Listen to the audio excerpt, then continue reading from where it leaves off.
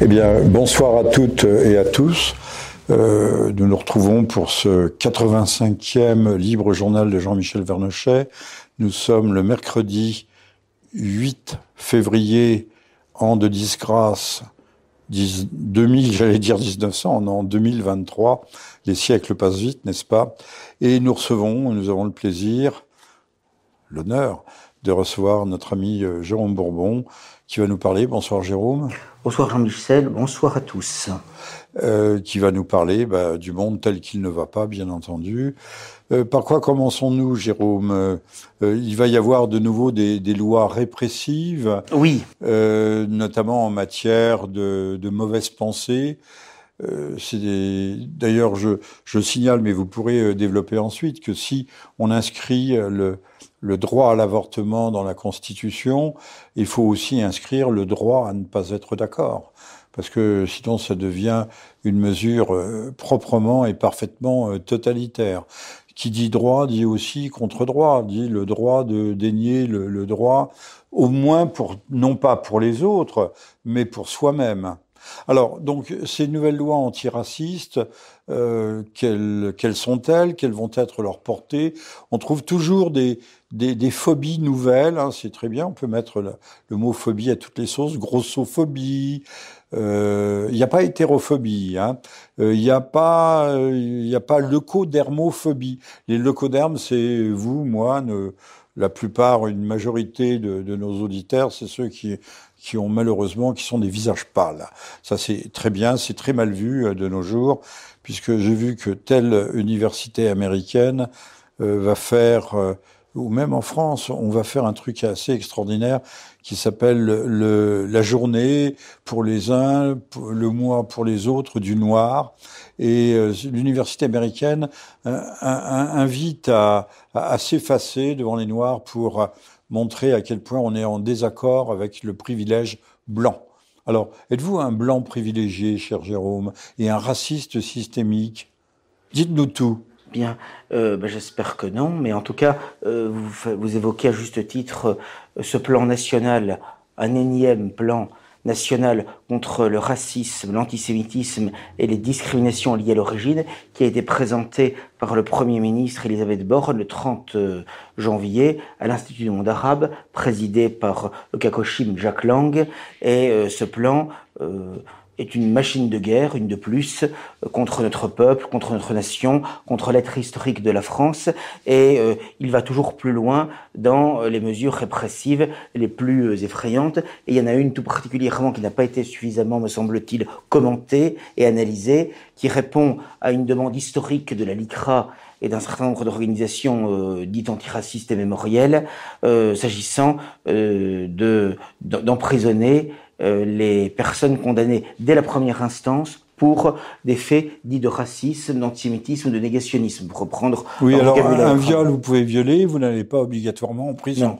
Si c'est un petit viol, si c'est un viol anodin, si vous êtes condamné à moins de 2 années fermes, vous n'allez pas en prison. C'est bien connu, il y a des aménagements de peine. Voilà, mais là, pas d'aménagement de peine. Ouais, le tribunal pourra décider, en le motivant dans ses attendus, dans son jugement, qu'une personne, même s'il n'a jamais été condamné, même si c'est qu'en première instance, aura un mandat d'arrêt contre elle. Un mandat de dépôt à l'audience. Voilà, à l'audience, de telle manière que la peine soit effective et que même si cette personne fait appel, ce ne sera pas suspensif. C'est-à-dire que... Ah oui, l'appel ne sera pas suspensif. Voilà. Donc ça, c'est une revendication qui est de la LICRA et le gouvernement, les pouvoirs publics ont dans ce sens que c'est sans toute lettre dans le plan et ça n'a pas été suffisamment évoqué parce que, par exemple, pour un journal comme le nôtre, il est évident que moi, si présent... Vous parlez de Rivarol, dont vous êtes le directeur. Voilà, c'est bien de le préciser. Voilà, depuis 13 ans maintenant. Le temps passe vite. Et en l'occurrence, jusqu'à présent, si on était condamné en première instance à une peine de prison ferme, on pouvait faire appel. L'appel était suspensif. C'est le droit de la presse. On pouvait éventuellement, si c'était confirmé en appel, aller en cassation. Et très souvent, comme le disait justement, il y avait des possibilités d'aménagement de peine, qu'il s'agisse de travaux d'intérêt général ou éventuellement de bracelets électroniques. Bon. Or, je pense que c'est une réponse, si vous voulez, à l'affaire Alain Soral, en quelque sorte, lorsque le président d'Égalité et Réconciliation, en juillet 2020, avait été mis en garde à vue et pendant plusieurs jours. Il avait été interpellé dans la rue. À Paris même, oui, absolument. Oui, comme un vulgaire malfrat. Dans le quartier de Saint-Germain-des-Prés, et beaucoup d'organisations juives, il faut les appeler par leur nom, eh bien, avaient été déçus, voire choqués de ce qu'ils ressortent libres de prison quelques jours après. Et en fait, je crois que non, mais quand on est en garde à vue, sauf pour terrorisme, il y a des limites à la garde à vue. Je crois qu'ils avaient essayé d'utiliser des lois qui avaient été votées. Des lois de Vichy, peut-être. Non, au moment des lois de Vichy. Non, au début de la Troisième République, au moment d'un fort courant anarchiste assez violent, puisque plusieurs présidents de la République avaient été assassinés à l'époque. Bon, et donc ils ont essayé de ressortir des tiroirs. Ils ont essayé de ressortir des tiroirs cette affaire, mais en l'occurrence. Mais enfin. Monsieur Soral n'a jamais balancé de bombe. Non, bien sûr. Enfin, il y avait une bombe qui avait pété dans l'Assemblée, d'ailleurs. Oui. L'Assemblée nationale. Il peut y avoir des bombes médiatiques, bon, ou des bombes politiques. Et en l'occurrence, on voit très bien que, voilà, il ne supporte pas finalement que on bénéficie encore d'une relative, de moins en moins d'ailleurs, mais d'une relative liberté grâce au droit de la presse, même s'il a déjà été démantelé en partie par l'empilement des lois dites antiracistes et mémorielles, loi Pleven en 1972, loi Guesso en 1990, loi Perben en 2004, et de telle manière qu'il y a une liberté d'expression, d'opinion, de recherche qui est fortement réduite aujourd'hui. Mais là, on voit très bien qu'ils veulent passer à la vitesse supérieure. Et alors, en plus de cette mesure... Vont-ils surveiller nos rêves? Qui nous vise directement, parce qu'il est évident que moi, si par exemple, des enjeux pour l'instant, je me retrouve en prison, ce serait très compliqué pour le journal, il faudrait que je prévoie ça en amont, qu'on me remplace, mais enfin... Vous auriez déjà dû le prévoir. Oui, mais c'est pas facile, c'est pas facile.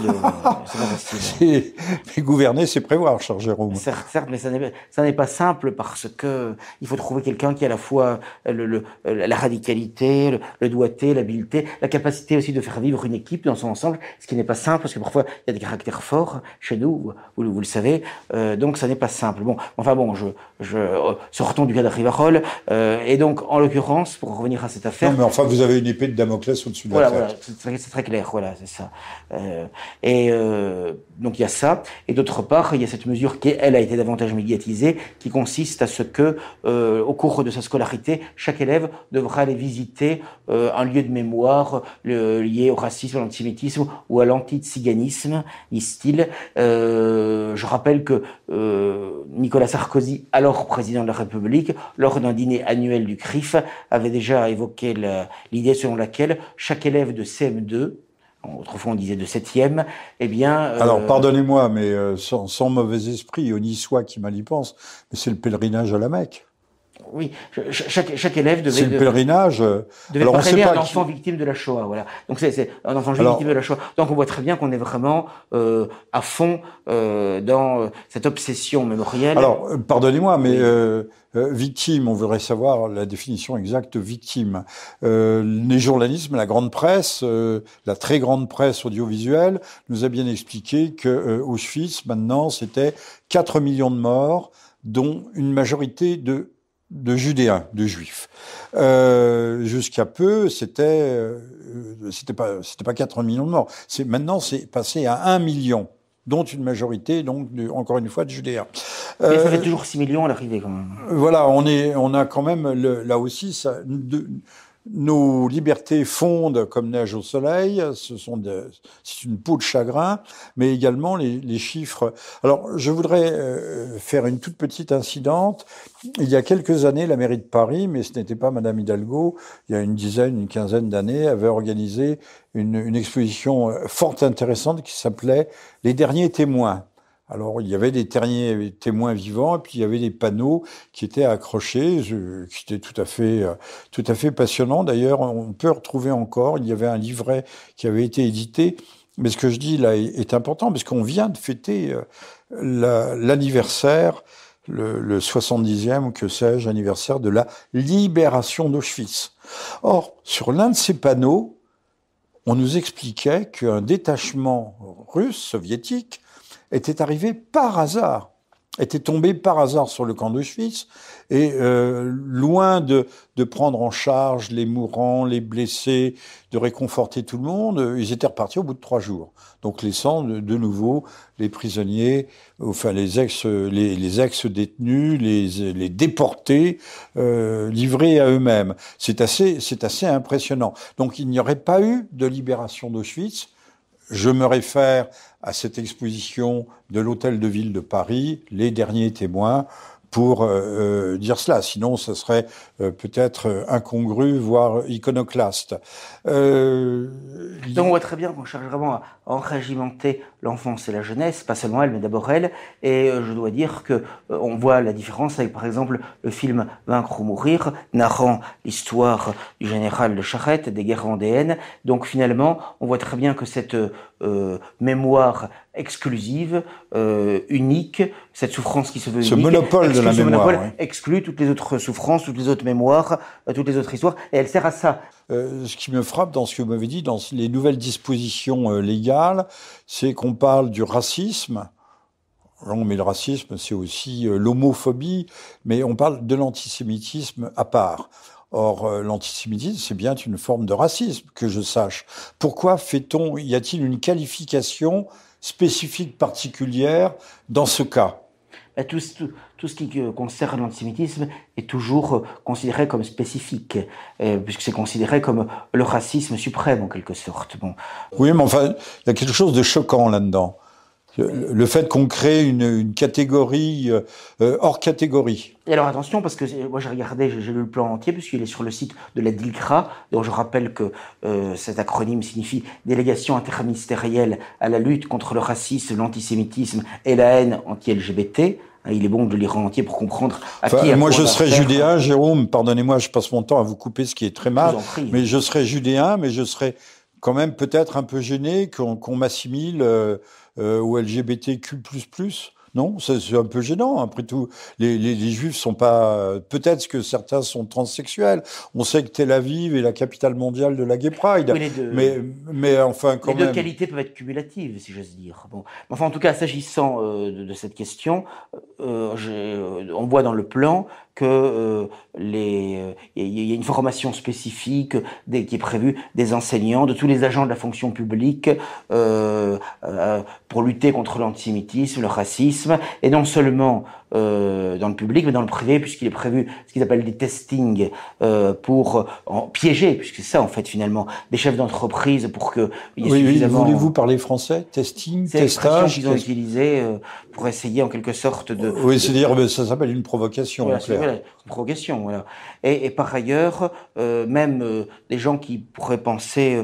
prendre un bol d'air en faisant du sport, et bien même dans le sport, ils ne seront pas tranquilles puisque il est prévu également de former les sportifs et les éducateurs au sport par rapport justement à ces questions de racisme, d'antisémitisme. C'est en toutes lettres dans le projet de loi. Et on voit très bien que le sport de plus en plus est le lieu dans lequel, et la LICRA est notamment très en pointe là-dedans, on essaye justement de créer des générations d'antiracistes et de philosémites en quelque sorte. Voilà. Bon, oui, l'antiracisme, c'est le philosémitisme. Voilà, c'est ça. Sachant quand même que les sémites, ce ne sont pas seulement les Judéens, ce sont aussi mais le problème, c'est que beaucoup d'Arabes qui sont sémites par essence.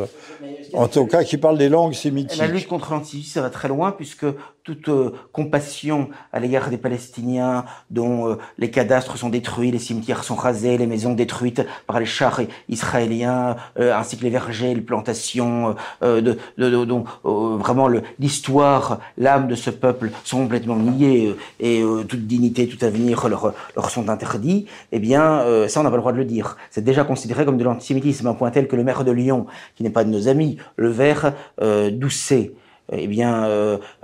vous voulez dire que c'est un maire vert? Oui, c'est un maire vert, voilà.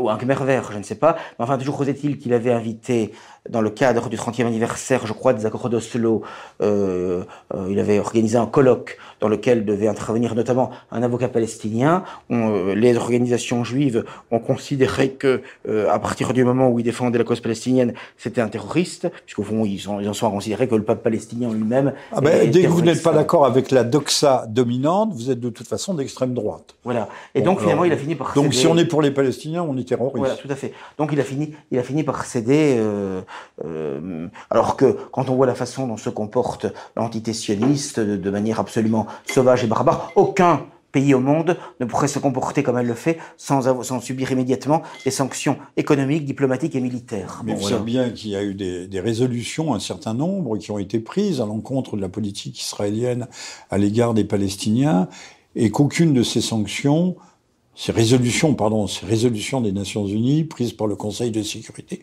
n'ont été appliquées.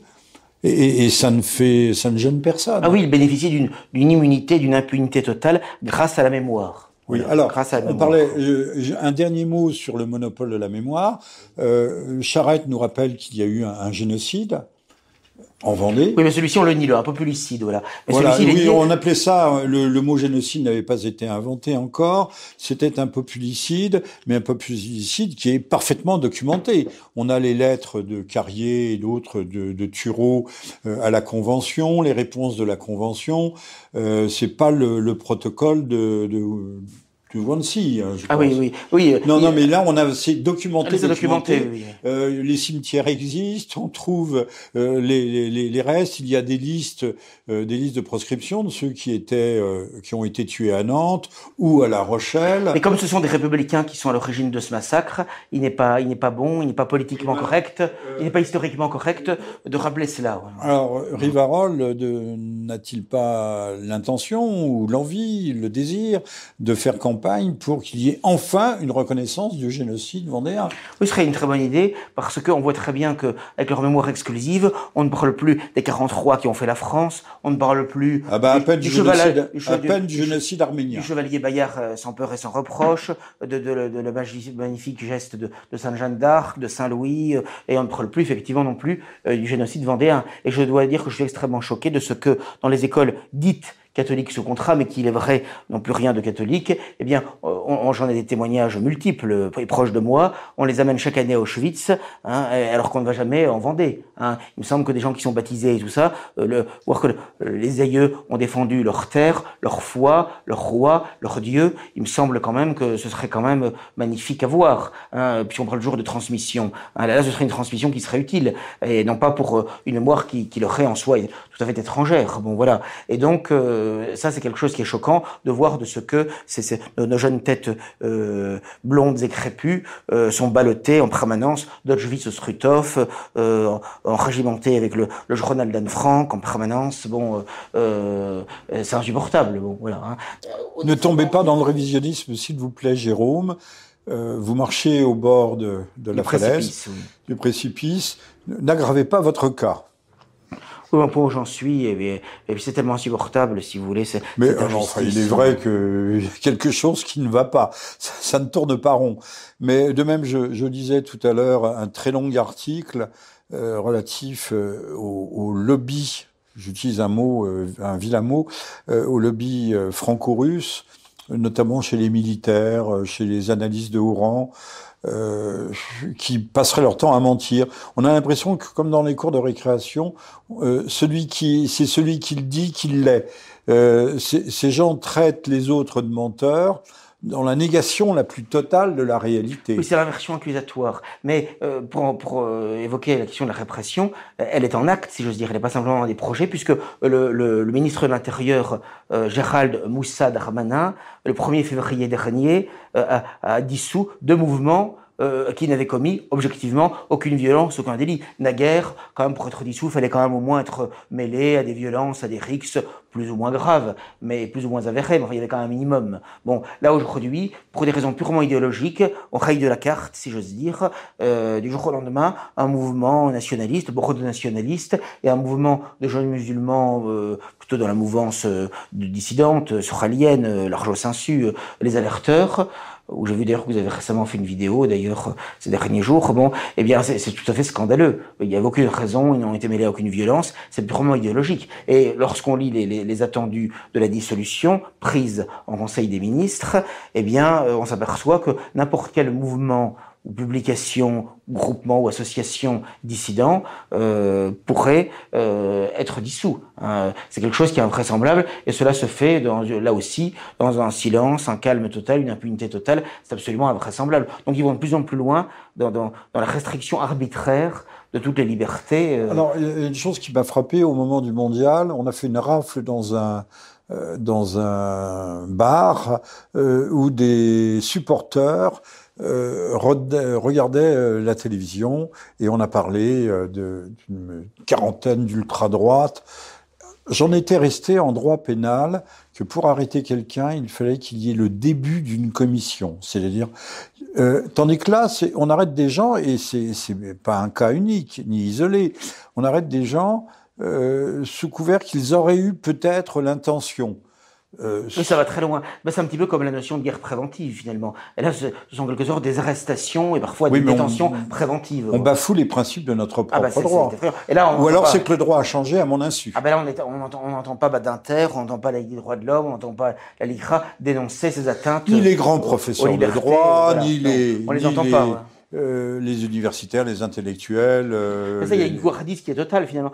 Et on n'a pas entendu non plus Zemmour, par exemple. Quand vous pensez, par exemple, que là, il y a quelques jours, il devait y avoir organisé par les nationalistes d'Ivan Benedetti une marche au flambeau tout à fait pacifique pour commémorer les fusillés bien réels du 6 février 1934. Et j'ai souvenance qu'il y a quelques années, il y avait chaque année des marches au flambeau organisées par un mouvement aujourd'hui disparu, le Renouveau Français. Bon, il n'y avait jamais aucun problème, c'est tout à fait pacifique. Eh bien, cette année, le préfet de police de Paris, Monsieur Laurent Nunez, et ça a été validé par le tribunal administratif de Paris, a annulé cette procession au flambeau, non pas qu'il estima qu'il puisse y avoir des violences, mais tout simplement parce qu'il considérait que c'était anti-républicain de rendre hommage à des citoyens français qui se sont soulevés contre la République au cri de « à bas les voleurs ». Bon, c'est quand même quelque chose d'inouï. Hein, pourtant, les voleurs sont là et bien là. Ils n'ont jamais été autant là. C'est ce que j'allais dire, c'est que le cri de « à bas les voleurs », qui était donc à l'occasion de l'affaire Stavisky, mais finalement, plus que jamais, on a des voleurs. Et c'est pas simplement des voleurs sur un plan financier, économique, ce qui serait déjà grave. Ça va beaucoup plus loin que ça. Ils volent nos âmes. Ils nous volent nos enfants. Notamment avec aujourd'hui, oui. Aujourd'hui, oui. Non seulement pas seulement les économies des Français. Voilà, ils veulent nous voler nos âmes, ils veulent asservir nos âmes, assécher nos cœurs, domestiquer nos consciences, lobotomiser nos cerveaux. Mais ils y parviennent. Et ils y parviennent, tout à fait. Moi, j'évoquais récemment dans une vidéo rivarolienne le fait que, par exemple, moi-même dans ma famille, je prends juste un exemple, il y a des gens qui ne veulent pas me voir, tout simplement parce qu'ils considèrent que Rivarol est un journal antisémite, négationniste. Donc pour eux, c'est l'horreur. Ils l'ont jamais lu, ils ne savent pas ce qu'il y a à l'intérieur, on n'en a jamais discuté, mais la force de la télévision, la force des médias, la force d'un certain lobby vous portez, font que c'est très efficace. Comme du temps de Saint-Louis, vous portez la rouelle. En quelque manière, voilà. Une rouelle où vous devriez annoncer avec une petite crécelle que vous êtes un lépreux. Parce que sans s'en rendre compte... Cher Jérôme. Alors, je rappelle que nous sommes le mercredi 8 février, que vous êtes à l'écoute du 85e Libre Journal de Jean-Michel Vernochet et que notre invité aujourd'hui est Monsieur Jérôme Bourbon, ci-devant directeur de Rivarol. Et donc je disais que les gens, sans s'en rendre compte, pour beaucoup d'entre eux, ils pensent, ils parlent et ils réagissent comme le souhaite un certain lobby, hein, voilà, et de manière pavlovienne finalement. Il est évident qu'à partir du moment où il y a un matraquage un matraquage permanent dès l'école primaire, j'allais dire presque dès le jardin d'enfants, ben, ça a quand même une certaine efficacité, même s'il y a des gens qui sont dissidents. Alors avant, il y avait les derniers témoins de la mémoire qui faisaient la tournée des écoles, mais maintenant, ce sont des transsexuels, n'est-ce pas? Oui, parce que ce qui est quand même effrayant, c'est qu'on va puisque c'est cause commune. On va toujours plus loin dans l'horreur, puisque la mairie de Lamballe a invité récemment des drag queens, c'est comme ça qu'ils les appellent, à lire et ça c'est quand même, vous voyez la provocation, vous voyez la perversité, à lire des contes à nos enfants à partir de l'âge de 3 ans, et après de les maquiller. Et ça devait être pareil à la médiathèque de Toulouse. La mairie de Toulouse ayant organisé cela. Et finalement, là, à Toulouse, comme il y a eu quand même énormément de protestations, notamment sur les réseaux sociaux, la mairie, au dernier moment, a quand même fini par annuler, tout en condamnant ce qui avait été fait sur les réseaux sociaux contre l'organisation de cette manifestation où, encore une fois, je le répète, des enfants dès l'âge de 3 ans, eh bien, ce sont des drag queens qui devaient leur lire des histoires, des contes, les maquiller, s'approcher d'eux physiquement, et finalement, d'une certaine manière, les exhorter, qu'on le veuille ou non, car il y a le poids de l'exemple, eh bien, à faire comme elle, finalement. De toute façon, je me souviens de Madame Najat Vallaud-Belkacem nous expliquant dans l'enceinte de l'Assemblée nationale qu'il n'y avait pas d'études de genre, que ça n'existait pas, que j'en ai. Et maintenant, on voit que c'est inscrit là aussi, gravé dans le marbre de la loi, puisqu'il y a de la loi, oui, puisque ce sont des décrets, il y a des décrets qui ont été pris pour que les questions de genre soient abordées dès l'école primaire. Écoutez, on a parmi les lecteurs de Riverol... Monsieur Papandiaï sert à cela. Essentiellement à cela. On a parmi les lecteurs de Riverol des principaux de collège et des proviseurs de lycée, peu nombreux, mais il y en a quand même. Hein. Si l'éducation nationale le savait, bon, on n'est pas présent partout, mais quand même, bon, ils nous disaient même que c'est effrayant le nombre de circulaires qu'ils reçoivent pour encourager justement l'accueil de groupes LGBT, transsexuels et autres. Au nom de la non-discrimination. Dans les écoles, pour finalement... Au nom de l'égalité. Voilà. Donc, c'est exactement la même logique que ce qu'on a eu effectivement avec, comme vous dites, les déportés ou autres, venant porter la mauvaise parole. Voilà, c'est exactement la même logique que l'antiracisme. Tout ça, c'est une machine de guerre contre notre nation, contre les principes traditionnels, contre notre morale, contre notre famille. Alors, contre Monsieur Bourbon, retournons la question. Oui. Vous êtes sans doute l'abomination de l'abomination, puisqu'apparemment, vous n'êtes pas contre la lutte contre le racisme, contre l'antisémitisme, pour l'égalité de genre. Donc tout ça, c'est une abomination. Non, mais donc vous êtes contre. Ah, je contre tout ça. Donc vous êtes raciste, ségrégationniste, discriminant, que sais-je. Je porte tout ça comme une décoration. Parce que de toute façon, il ne faut pas se laisser influencer par le vocabulaire de l'ennemi. Donc il faut se dire que de toute façon, on est encore pire que ce qu'ils pensent. Voilà. Voilà. Parce que il n'y a aucune raison de leur faire la moindre concession d'aucune sorte. Sinon on recule sans cesse. C'est quelque chose qui est absolument insupportable. Il est normal de vouloir défendre l'être historique de la France, ses traditions, sa lignée. Monsieur Bourbon, juste une suggestion, voire une petite recommandation. Trouvez-vous vite quelqu'un pour vous remplacer en cas d'absence prolongée ou forcée ou prolongée, parce que avec les propos que vous tenez, ça ne saurait tarder. Vous êtes le prochain sur la liste de proscription. C'est possible, mais c'est possible. Oui, c'est possible. Bon, Monsieur Bourbon, on a évoqué tout à l'heure la Palestine, c'est une façon de revenir dans le champ de géopolitique, dans le champ du monde tel qu'il va très mal. Je sais que vous n'êtes pas spécialiste de la question, mais votre sentiment, votre intuition relativement à l'affaire ukrainienne, à ce qui se passe, et au débat, là aussi, on va traquer ceux qui sont soupçonnés de poutinolâtrie ou de russophilie.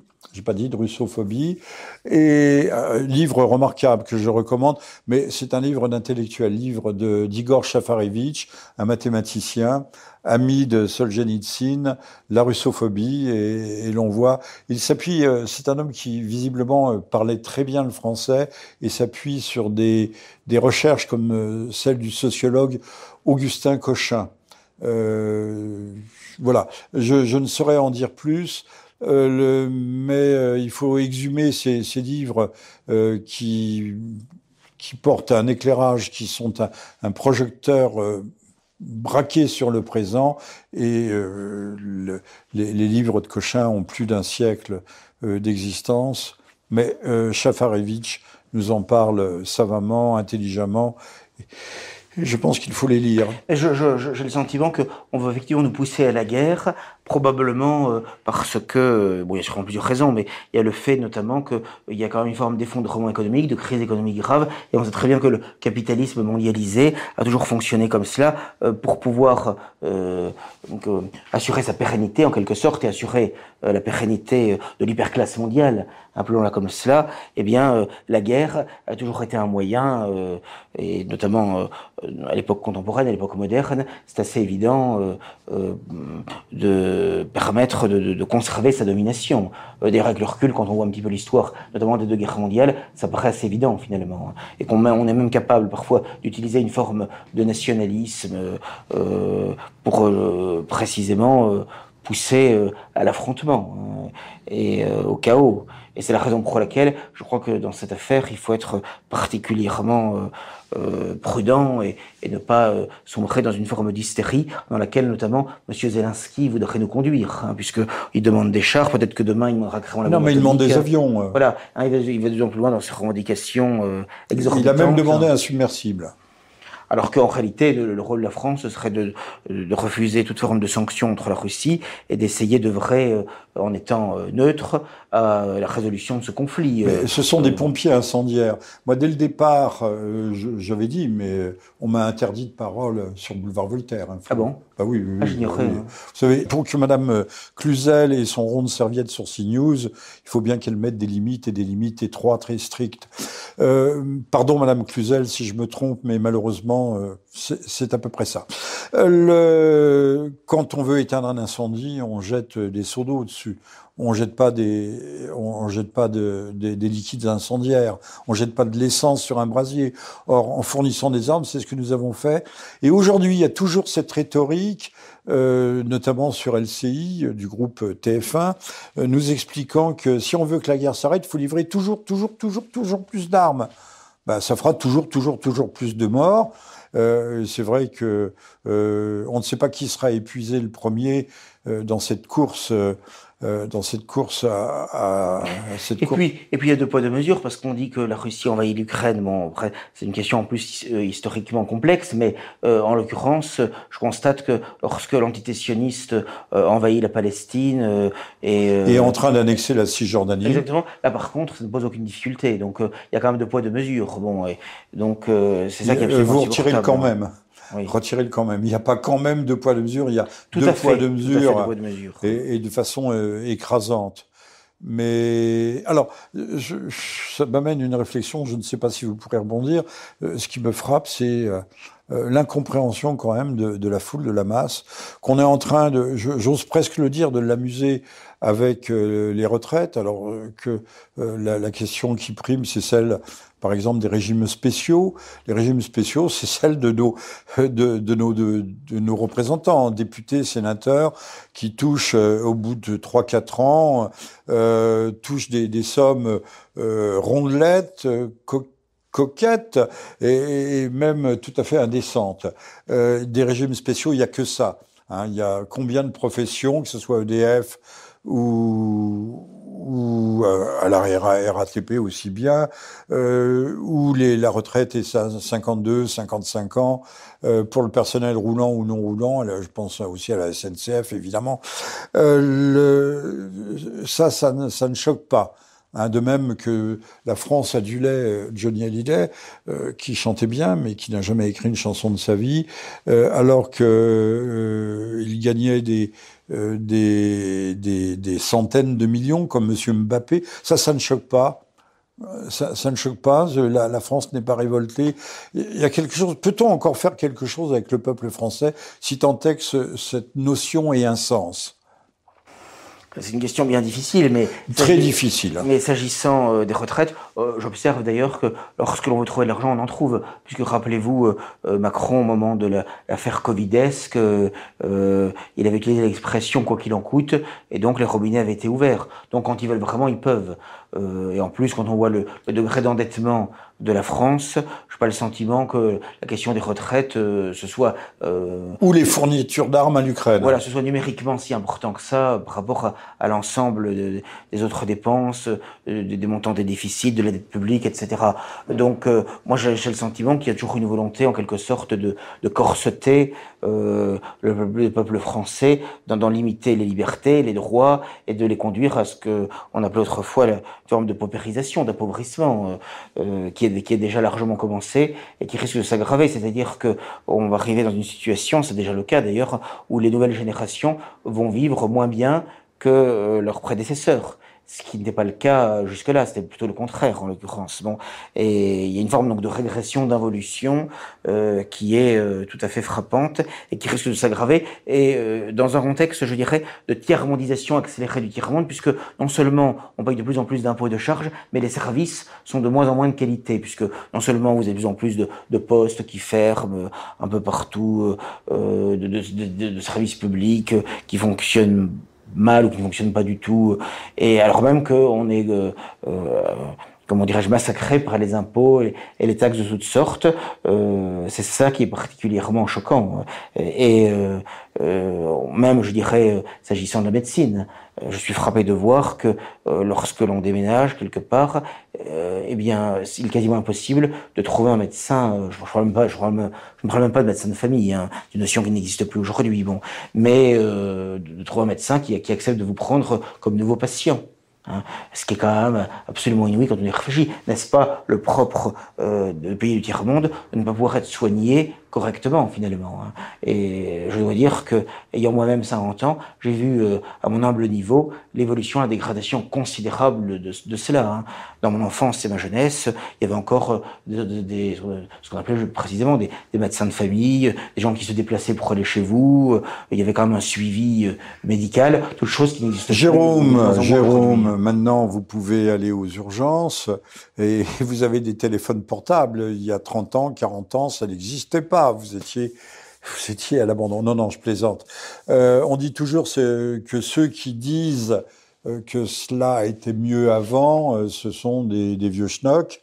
Non, c'est dans beaucoup de domaines, c'était mieux avant. Je suis passé avant-hier, je pense à Madame Hidalgo. Je parle pas des travaux titanesques qui encombrent et enlaidissent Paris, puisque nous vivons dans un monde laid. Et à la station de métro Opéra, qui est une station emblématique, dans les couloirs et dans les escaliers, il y avait une espèce de boue noirâtre dans les coins que visiblement personne n'avait nettoyé depuis, je dis pas depuis des lustres, mais depuis bien longtemps. Alors on paye à grands frais des prestataires de services privés pour nettoyer, mais j'étais choqué. Je dis, mais l'Opéra, c'est par là où passent tous les touristes qui viennent en France. Or, il y a ces traînées de boue, mais quand je dis traînées, c'était plus que des traînées, il faut le voir le long des escaliers. Étant un vieux monsieur et devant m'appuyer sur une rampe, j'ai l'occasion de regarder ce qui se trouve sous la rampe. J'étais extrêmement choqué. La France s'en l'est dit. Elle s'appauvrit, elle se tiers-mondise. Et elle se tiers-mondise au rythme aussi où elle s'américanise.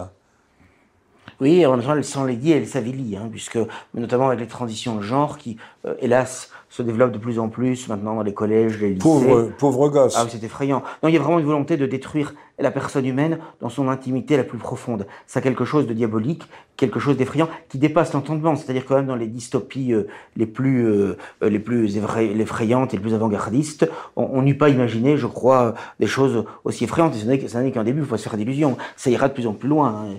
Il frappera de plus en plus fort, d'autant plus qu'il n'y a plus de réaction, puisque toutes les forces qui pourraient être de résistance, eh bien, ont été noyautées, neutralisées, comme l'est le cas, par exemple, du Rassemblement national, comme c'est le cas de l'ensemble.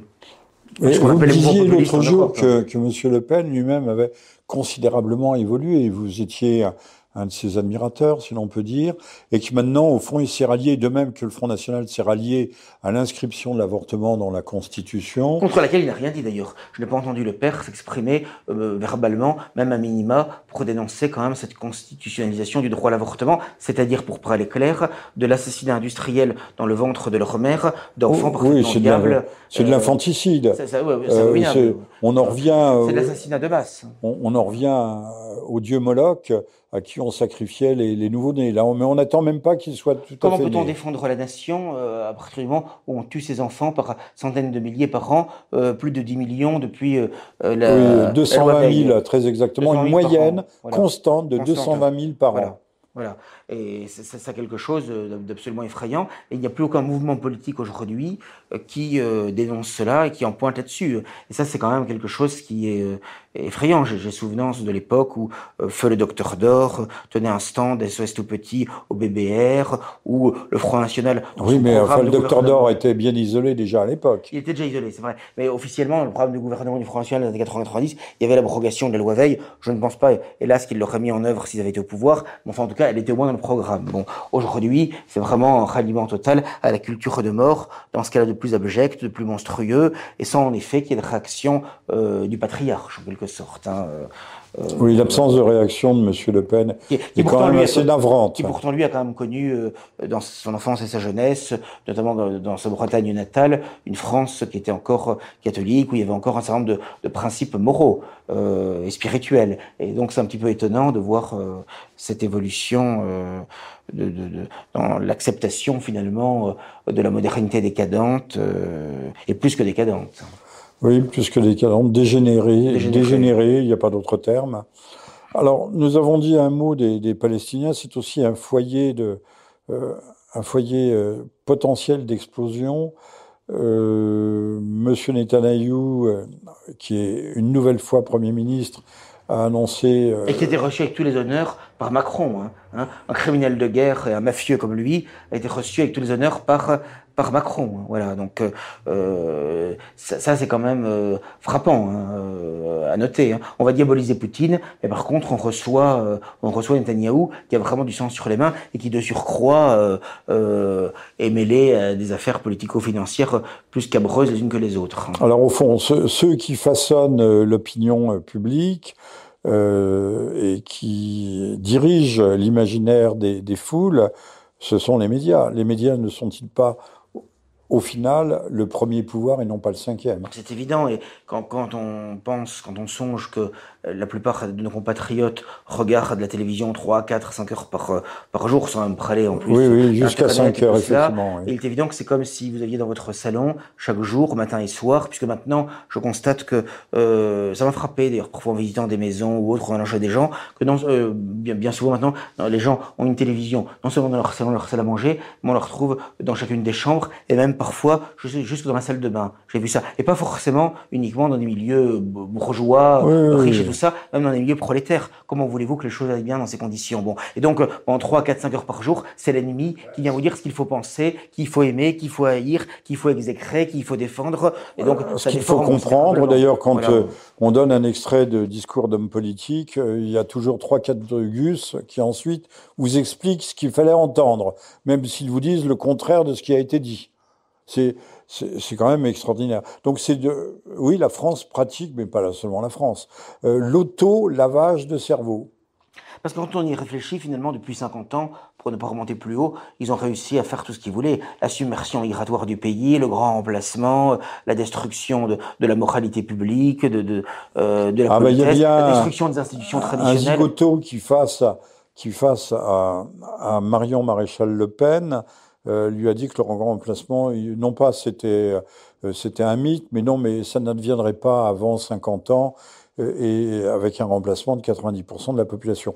Je me dis que ces gens-là ne prennent jamais le métro, et ne vont jamais dans certains quartiers. Enfin, je ne sais pas comment on peut dire, mais je suis frappé par le fait qu'il suffit de dire le contraire de ce qui est, mais comme c'est une voix verticale, une voix d'autorité, la télévision l'a dit. Voilà.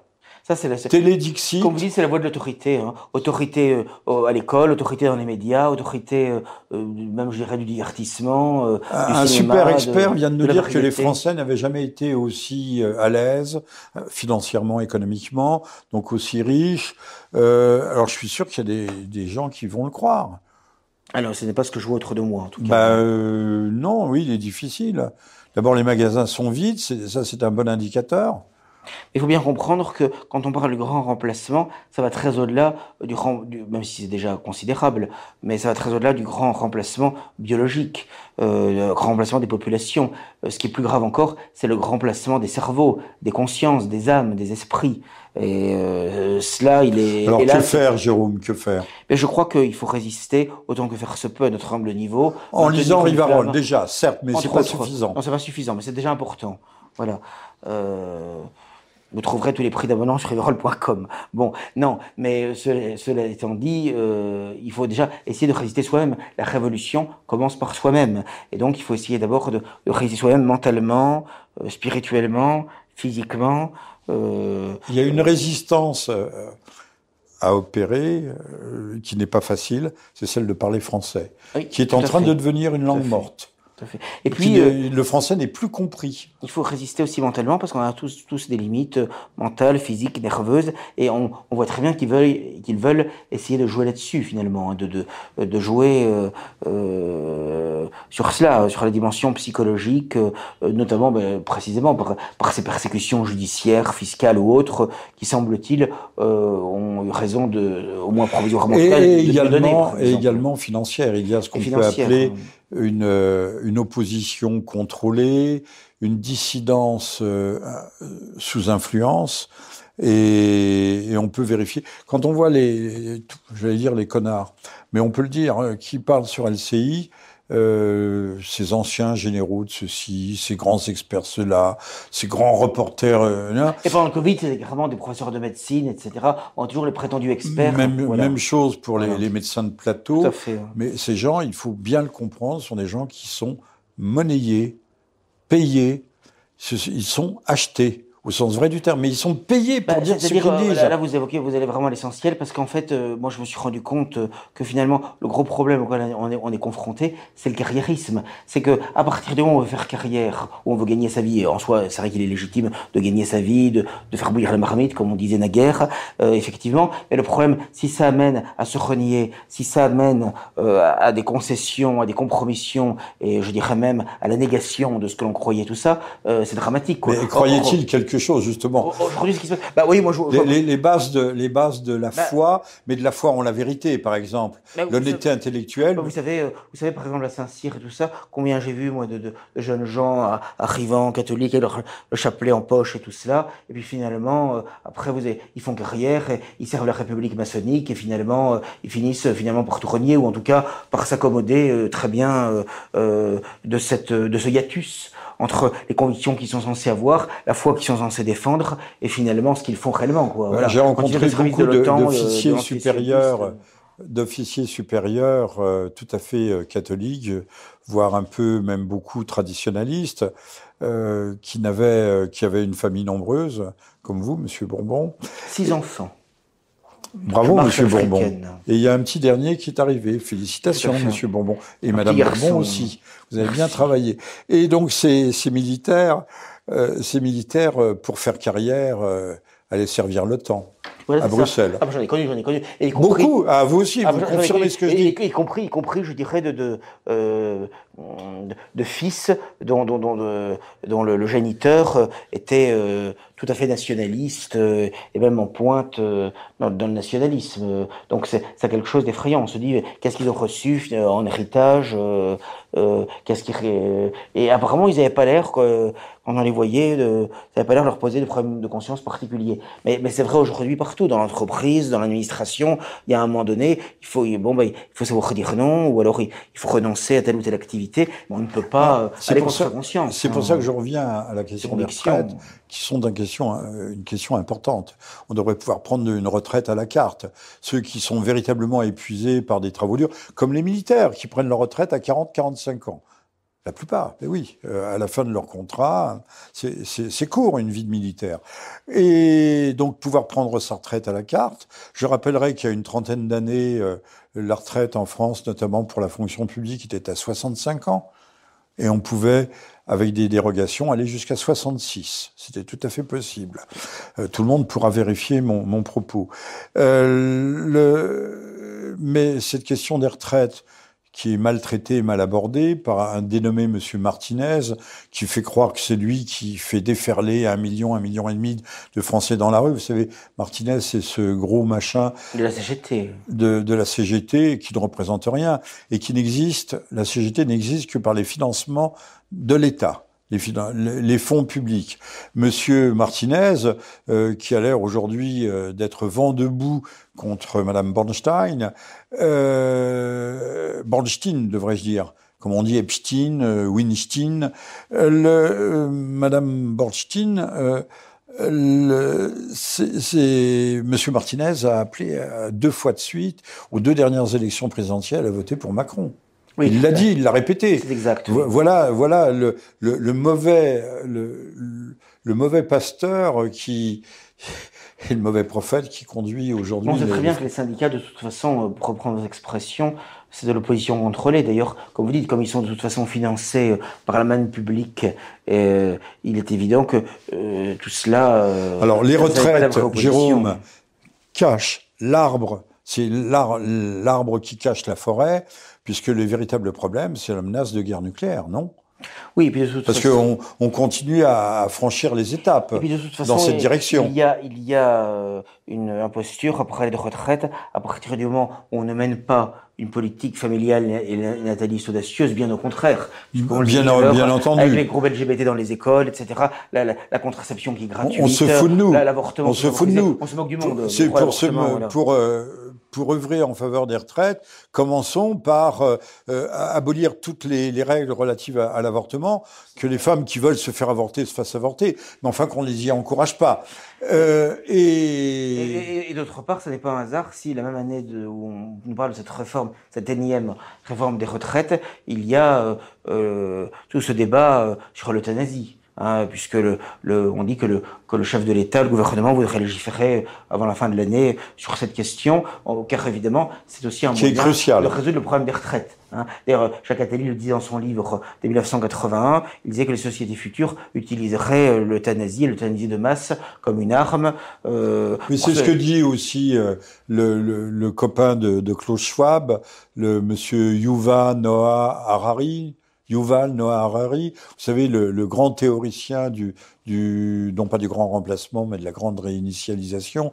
Lui aussi, il parle des inutiles. Il dit, sur cette planète, il y a 2-3 milliards d'inutiles. Ah, mais il le dit sans phare et sans gêne. Attali le disait dans son livre, dès que l'homme a passé 65 ans, de toute façon, il n'est plus utile à grand chose, sauf que lui, il aura 80 ans cette année, et il ne s'applique pas à lui-même ses principes. Bon. Mais enfin, il est évident que c'est un moyen de résoudre ce problème des retraites. Les retraites, à mes yeux, sont une forme de faux problème qui mobilise les foules, alors que les foules devraient se mobiliser contre la guerre, contre notre état de co-belligérance. C'est pas parce que M. Macron nous dit « Ah mais non, il n'y a pas de co-belligérance, non, nous ne sommes pas en guerre contre la Russie ». Mais si, la France est en guerre contre la Russie, bon sang de bois. Mais je me rappelle effectivement qu'en amont de la première guerre du Golfe, à laquelle hélas la France mitterrandienne avait participé en 1991, je me rappelle qu'il y avait quand même de grandes manifestations contre la guerre à l'époque. Bon, et il est vrai que cette fois-ci, on ne retrouve pas cela par rapport à l'Ukraine, précisément parce que les gens, je pense, se sont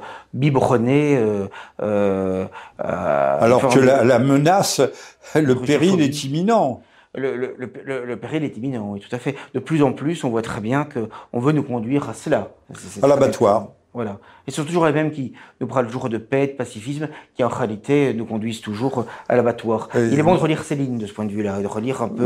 Oui, Les mots ont le sens inverse de ce qui apparaît. Monsieur Macron nous dit, nous ne sommes pas belligérants, nous ne sommes pas en guerre. Or, nous y sommes. Et de plus en ceux plus. qui veulent la paix, c'est en fait ceux qui veulent la guerre. Absolument. Et la paix, c'est la guerre. Tout à fait. Chaque jour, remarquez, c'est un peu comme l'antisioniste, quand elle parle toujours de la paix, la paix, la paix, alors que c'est une guerre d'extermination en permanence des Palestiniens qui est menée depuis plus de 70 ans. Donc, on est vraiment dans le mensonge et dans l'utilisation volontairement fallacieuse des mots, de la terminologie. Et c'est vrai que on ne mesure pas suffisamment à quel point on peut manipuler par le langage. Bon, cher Jérôme, on va s'acheminer vers la fin. Déjà. Ben, écoutez, ça fait presque 1 heure que nous sommes en train de plaisir, comme de causer. Autrefois, on disait causer. Hein. Relisez Stendhal, lisez Stendhal, et Stendhal parle constamment de nous allons causer ensemble. Mais le vocabulaire s'appauvrissant, nous nous appauvrissons nous aussi. Américanisation, tiers-mondisation. Et bientôt quoi? Et bah oui, tiers-mondisation dans tous les sens du terme. Tiers-mondisation mentale, mais aussi physique. Alors, Jérôme, une parole d'espoir, si c'est possible, ça paraît difficile hein, aujourd'hui. À vue humaine, c'est compliqué, mais en revanche, si on a la foi, c'est quelque chose qui est fantastique, hein, qui est merveilleux.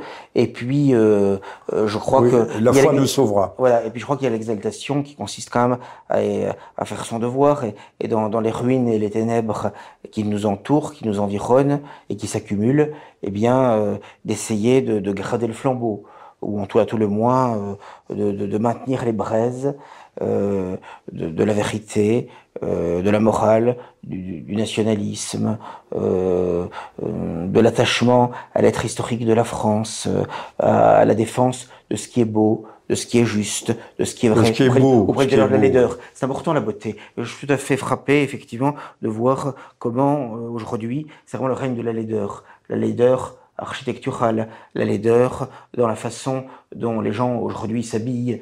Ils s'habillent en guenilles en général. Il y a un débraillé vestimentaire qui est absolument effrayant aujourd'hui. C'est pire qu'un débraillé. Voilà. Quand je dis débraillé, je suis gentil. Oui, voilà. Hein, ils s'habillent comme des égoutiers. C'est effrayant. Bon, le débraillé également, je dirais, dans le langage qui à la fois s'appauvrit et qui devient de plus en plus. Faisons l'effort de bannir tous les mots anglais qui ne sont pas strictement nécessaires. Absolument. Également tous les anglicismes, et Dieu sait qu'il y en a. Donc il faut essayer de lutter contre cela. Alors évidemment c'est difficile parce que le courant dominant va dans ce sens, et il faut donc être à contre-courant, à contre-flot. Hein, ça n'est pas toujours facile, parce que c'est usant. C'est usant psychologiquement, nerveusement, mentalement, physiquement, y compris, je dirais, au sein de la famille, parce que même au sein de la famille, vous avez parfois des enfants, des adolescents, qu'on le veuille ou non, ils vivent dans le monde tel qu'il est, et ils sont quand même influencés par ce monde. Il est évident que, par exemple, la massification des smartphones, depuis une quinzaine d'années, on ne mesure pas à quel point ça a changé. Ils nous volent nos enfants avec ça. On parle beaucoup de la pornographie via les smartphones. La pornographie. Dès l'âge de 11 ans. Et pas la petite pornographie, la pornographie la plus dure, même avec scènes de torture, puisqu'il y a des études qui ont été faites par l'État, montrant que les enfants, je dis les enfants, je ne sais pas si à 11 ans on est un enfant, mais s'imprègnent, s'imbibent et calquent leur comportement sur ce qu'ils voient. Non, ça c'est quelque chose qui est absolument effrayant. On ne mesure sans doute pas encore toutes les conséquences. Il est bon, de ce point de vue-là, de relire tout ce qui a écrit de manière prophétique et remarquable Georges Bernanos sur le règne de la technique, parce qu'on voit très bien, il disait Vous parlez de la France contre les robots. Voilà, que la technique l'emporterait sur l'homme, et qu'il y aura une forme d'asservissement. Il a écrit ça en 47. Tout à fait. Et à la vérité, on mesure chaque jour davantage à quel point il avait raison, parce que ça change complètement tout, y compris les relations au sein de la famille, au sein du couple. On me racontait récemment que un futur marié, le jour même de son mariage, alors qu'il y a la cérémonie de mariage, il est arrivé en retard à la cérémonie où était sa femme, etc., parce que il était sur un jeu vidéo et il voulait pas quitter son jeu vidéo. C'est effrayant. Je sais qu'il y a de graves crises dans des couples et tout ça, parce que l'homme ou la femme est en permanence scotché à son ordinateur. Le repas est prêt, on ne vient pas au repas. 2 heures après, il est refroidi, ils sont encore aux jeux vidéo, bon bah évidemment, ça finit toujours en divorce, ce genre d'affaires. Bon, mais j'ai des exemples concrets autour de moi. Divorce justifié, là. Oui, divorce justifié. Oui, mais c'est quelque chose qui est pas du tout si rare que ça, où il y a une forme, si vous voulez, de drogue. Qui est absolument... Oui, avant on divorçait parce que l'un voulait aller à la montagne, l'autre à la mer, et maintenant c'est l'univers virtuel qui nous a envahis, qui a conquis nos, nos vies et nos cerveaux. C'est absolument... on ne mesure pas l'impact, oui. Parce qu'on a encore vécu à une époque qui est certes déjà dégradée, mais où quand même il n'y avait pas cette domination du virtuel qui est aujourd'hui tout à fait considérable et qui est au détriment évidemment de la nature, des relations authentiques, de la chaleur des relations humaines. On peut le déplorer. Quand je dis le déplorer, on peut se déchirer le visage de tristesse. Tout ce que nous avons aimé, tout ce pourquoi nous avons vécu, tout ce qui a construit nos vies est en train de mourir sous nos yeux. Oui, ce qui est difficile à vivre et à supporter, ça c'est certain. Il faut un certain mérite, c'est pourquoi la grande parole d'espoir, c'est justement baste du désespoir et accrochons-nous à ce principe d'espérance, puisque désespérer, c'est un péché très grave. Les desseins de Dieu sont impénétrables. Les desseins de la divinité, elle veut non pas punir les hommes, mais elle les laisse courir sur leur ère, et l'ère, c'est une ère mauvaise. Tant pis si nous sautons les uns après les autres. Comme vous dites, c'est Dieu qui dirige tout, qui aura le dernier mot, et c'est ça qui doit nous consoler et nous fortifier dans cette période très sombre. Période très sombre. Bien, vous étiez à l'écoute du 85e Libre Journal de Jean-Michel Vernochet. Ce mercredi 8 février, en compagnie de Jérôme Bourbon, directeur du journal de l'hebdomadaire Rivarol, que nous vous recommandons de lire, de vous y abonner, de suivre et de soutenir. Voilà. Merci, à très bientôt. Merci à toutes et à tous. Merci à vous, Jérôme. Merci à Monsieur V, qui nous a prêté son assistance technique.